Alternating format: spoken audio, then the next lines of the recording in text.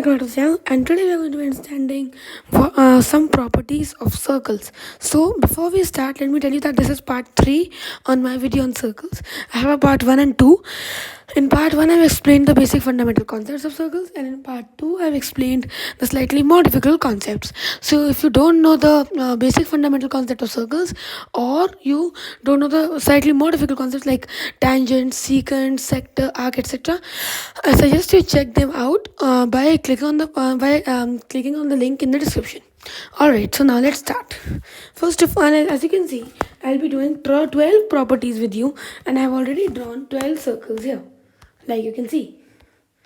So let's start with the first one. Let's say I'll draw two chords. I'll draw two chords here.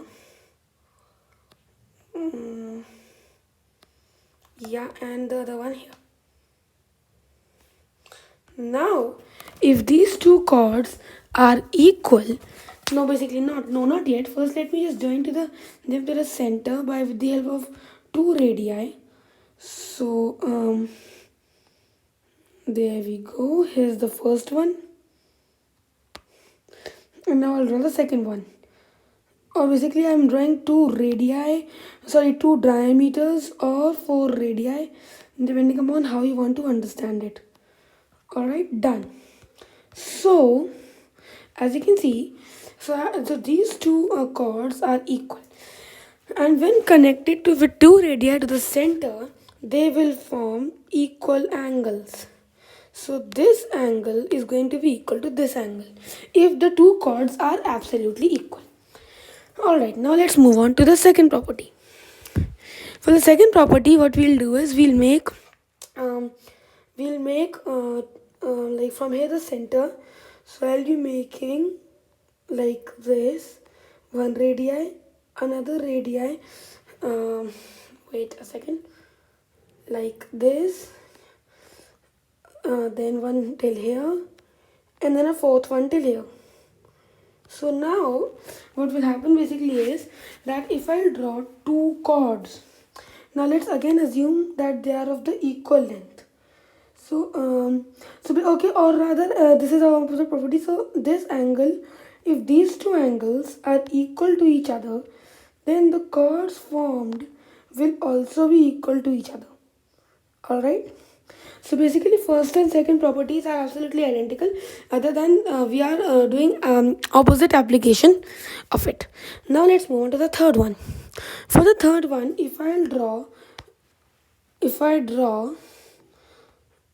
a chord here like this, alright, and then I bisect the chord from a perpendicular drawn in the center, like this. Let that be. Now that's absolutely from the center, alright. So it's like this, and I'm going to just connect it like that. Alright. So this, if it is 90 degrees, then this part of the chord is going to be equal to this part. Alright. So like if this is AOB, the chord is AB. So AO is going to be equal to AB if a perpendicular bisector is drawn from the center. Alright, so now what we are going to do is understand the fourth property. Let's say I again draw a chord here. Alright, and now I am going to draw a line from the center to bisect the chord. So now this line will be 90 degrees. This angle is going to be 90 degrees if a line drawn from the center bisects the chord. Alright. In the two parts of the chord, like for example, if this is again AOB, if AO is equal to AB by a perpendicular drawn from the center, then by a line segment drawn from the center, then the angle will be 90 degrees. Alright, now let's move on to the next fifth property. If I make a tangent, what I'll do is I'll make a tangent here. You all know what a tangent is. So basically a line segment that touches the circle at one point, called the point of contact, and then leaves. Okay, so if I draw a tangent here, then now what I'm basically going to do is that I'll draw a radius till here. So now the angle formed between the tangent and the radius at the point of contact is going to be 90 degrees. Alright. So the point of contact is basically the point at which the tangent strikes the circumference of the circle. So this is going to be 90 degrees. The angle formed between the radius falling on the point of contact at which a tangent is striking the circle is 90 degrees, that angle. Now let's move on to the sixth property. For the sixth property, I'm going to take an exterior point like here, and then I'm going to use a ruler to draw two tangents, as you can see. So the first tangent goes like this, and let's say that now my tangent may not be exactly touching the circumference, but yeah, you can get the idea. And the other one is like this. In that case, if coming from the same exterior point, these two tangents are going to be equal. Now you might be thinking, what if I extend this tangent like this? Then they won't be equal. So let me tell you that the length of a tangent is only calculated till the point of contact. Beyond that, you can extend it to the length of the sun, to the distance between the earth and the sun. Alright, so let's move on to the seventh property. If I draw a quadrilateral inside the circle like this, so yeah, I've drawn a quadrilateral. The lines are not exactly equal, but you can use an imagination here. In that case, this is going to be a cyclic quadrilateral. So what this means is that the opposite angles of the quadrilateral, their sum will be 180 degree. So this is angle A, this is angle B. So angle A plus angle B is going to be equal to 180 degrees. Clear? Now what I'm going to do is that I will basically draw. Now we are coming back to chords. So if I'll make two chords here, let's say these chords are again equal. Now in the first case my chord may not be touching, but again you can use imagination. So if we draw two chords here, then they are going to be equidistant from each other. Alright.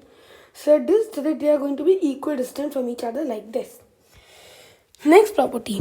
If I draw two chords that are equidistant from each other, then in that case they are going to be equal.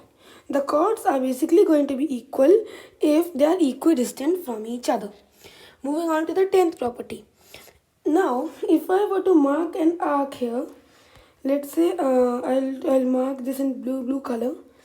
So this arc, if I basically draw, what I'll do is that I'll draw from the center two radii that are coming till the ends of the arc, like this. So the angle and then I'll connect this like this. Okay. In this case, this angle is going to, if this angle is x, then this one will be 2x. So an arc subtends a double angle than at the remaining circle. Alright, moving on to the next property. Now if I make a semicircle like this, then the angles and then I were to make like a triangle inside. Alright, like this. Then this angle is going to be 90 degrees. Now this triangle can be anywhere, like this triangle can be like this triangle can be like this.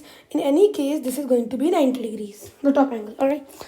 Now let's move on to the last property, which is that if I draw okay, or maybe this video is getting too long, so for the 12th property I'll make a separate video, and then I'll also explain the 10th property. I'll also explain basically what the 10th property exactly is. Basically I've explained to you what it is, but I'll give it to you a proof as well. So stay tuned for that, and please make sure to subscribe to my channel by hitting the channel logo. It's free. Bye.